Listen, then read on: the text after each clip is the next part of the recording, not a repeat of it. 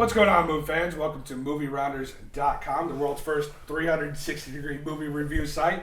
We're here to review Netflix's The Irishman, starring Robert De Niro, Joe Pesci, Al Pacino, done by Martin Scorsese. And we're going to start with me for this one. I enjoyed The Irishman. It's good.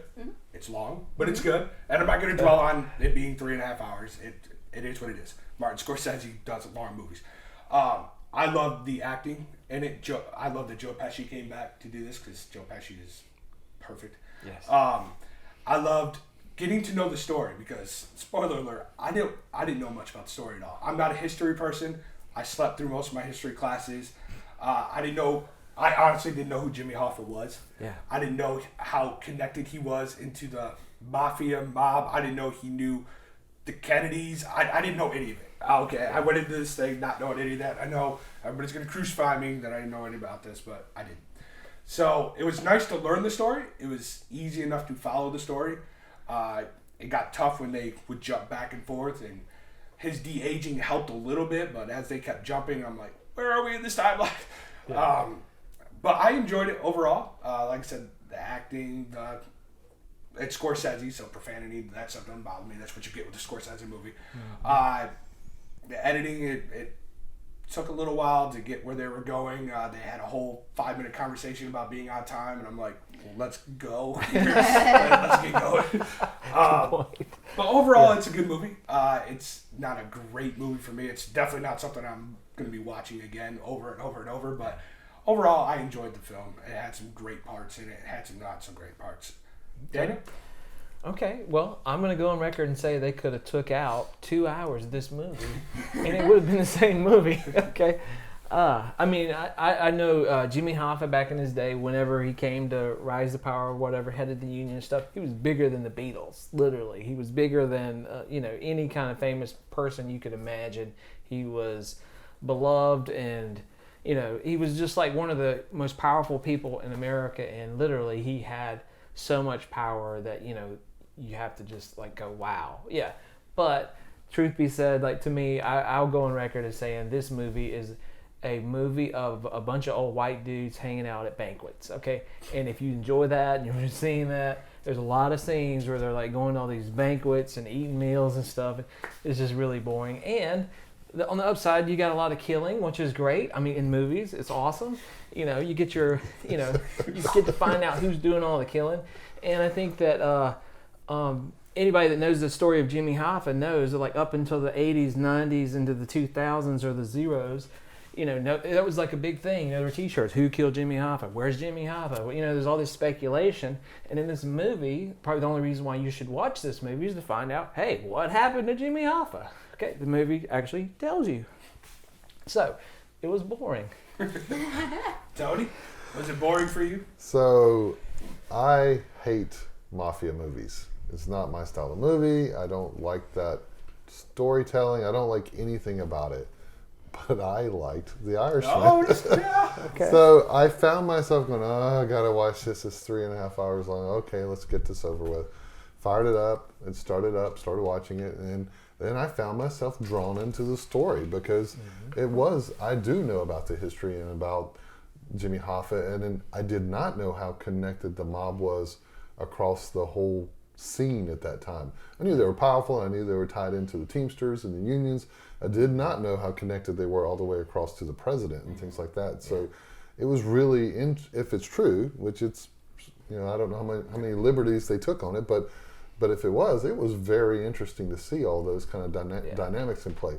These are iconic actors doing these scenes, and they feel like they're in the scene and they're doing it, and they don't rush it. And you feel the tension when they're talking to their higher ups and stuff about, if I say the wrong thing here, I'm dead. Yeah. So there's a lot of interesting interplay with that. Even though there's a lot of sitting in places, there's a lot of things going on in those sittings when you're watching the looks of their faces and the interplay between the actors. So I found it really interesting. And the further it went, the more I wanted to know more about the story as it started unfolding. And this thing covers 3-4 decades of time. So I didn't like the de-aging at first on the faces. It was distracting, but after a while, maybe as they got a little older, it became less prevalent or less noticeable, and I kind of got okay with it. But at first, it was bothering me some.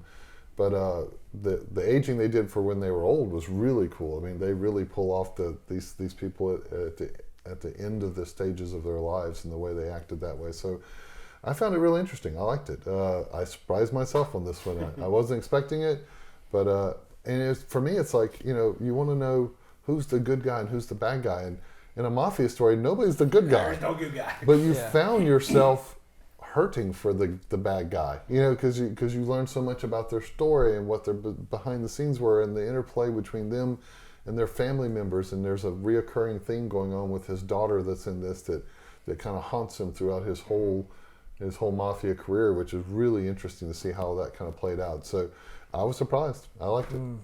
Bethany? It was alright. It's really long. Yeah. It's 3.5 hours. I think that puts it over Endgame and everything. And by about like 30 minutes or so.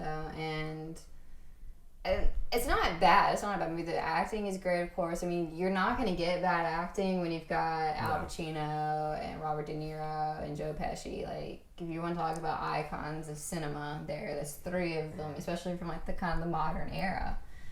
So that's really good. I just think it could have been a little bit shorter. I'm not a filmmaker. I didn't go to film school. I'm not Martin Scorsese, so I'm just going to have my little opinion like I do about football and when coaches do stupid things. But yeah, no, I liked it. It's alright. I know it's based off a book that I either own or have looked at and almost bought and didn't, called I Heard You Paint Houses, which is the mafia slang for you kill people. I need you to do some work for painting. Me. Yes, and I think that's what he says is like the first conversation he had with Jimmy Hoffa on the phone was, I heard you paint houses. And now the validity of the book, because it is Robert De Niro's character Frank. Yeah, Frank. His it is his kind of biography and story, and I remember seeing something saying that like the way certain events are portrayed in the movie are embellished or didn't actually happen that way, like they've been able to disprove them. I can't speak to what those are because I don't remember. I didn't do my research. Sorry. Bite me. But yeah, so yeah, I think like you mentioned with the daughter too, because Frank and his daughter do not like see eye to eye, like, because she knows that he's a bad person. She knows he does bad things, but she loves Jimmy Hoffa.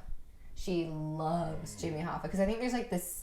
Like is it like a bring Jimmy your Hoffa. Yeah, and there's like this like bring your parent to work day or something, or they're talking about your parent, and she talks about Jimmy Hoffa instead of her own dad. She wouldn't go anywhere near Russell, but she loved Jimmy. But you know, he loved Jimmy Hoffa too. I mean, you could tell he spent so much time, and so he was very upset when they like tell him like, "Hey, we're gonna paint Jimmy Hoffa's house." Everybody knows what happens. Everybody knows Jimmy Hoffa's missing. Okay, like when they say like according to his narrative of what happened, you know, when they say that we're gonna do this, and he was just like, I don't like it. He's like, I don't, you know, he's very uncomfortable with it. And it was a neat thing to see his love for Jimmy Hoffa and his loyalty to the, what was the name of the they had a strange name for their Italian, for their group, and he was torn between it and. The choice you make at that point. That's what you You're either gonna be and Pesci ride said or it, die for your friends, or ride or die for the people that are gonna kill you. At the end, Joe Pesci says in jail, it was either them or us, and he said, "I chose us." So, now, have y'all ever seen the movie Hoffa? Y'all need to watch that movie and then watch this movie, because it's just like it's almost the same movie, but this one has the stuff that you want to know, which is what happened to Jimmy Hoffa. So supposedly, that's what I would suggest to everyone. Yeah. Watch Hoffa and then watch this movie. All right. Well, I'll kick us off here. I'm going to give it 3.5 stars myself. It's a good movie. It's a good watch. It's not something I plan to watch again, and I got to know a little bit of my history that I obviously fell asleep in history class. So 3.5 from me, Dan. Okay. Well, I'm just gonna have to go with a 2. I mean, I love Scorsese. I love all those actors. Al Pacino, come on, my God, he was amazing. And they were great. But I'm gonna have to go with a 2, just because I was bored to death. I went to sleep. Hour and a half in, I went to sleep. It's when the movie should have ended.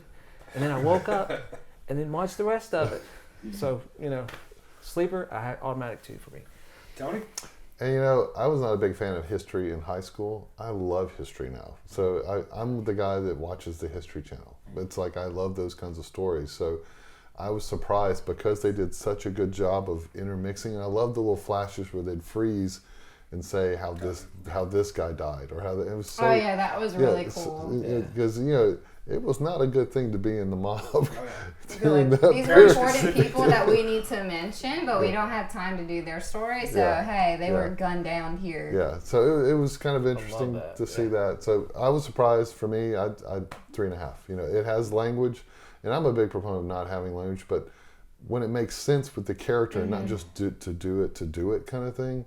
And in the context of these stories and what that time period. If you watch a mafia movie without language. Yeah, I doubt they were just... So I mean, it wasn't as jarring like it was in Jumanji, where it was like, whoa, why did you even do that? That's not your character, it didn't seem like. Whereas in this case, they kind of pretty early on, you're like, okay, that's this guy's character and that's how he plays it. So, but for me, 3.5. So. Anthony? I give it a 3. It's not a bad movie. It's not. It's just a really long movie that does kind of take away from my desire to kind of watch it again or anything like that. So yeah, 3. Alrighty. What do you guys think of The Irishman? If you saw it, let us know in the comments below. And always visit movierounders.com and give us your rating right there on the website. And as always, we are Movie Rounders, where we review the movie and you control the camera.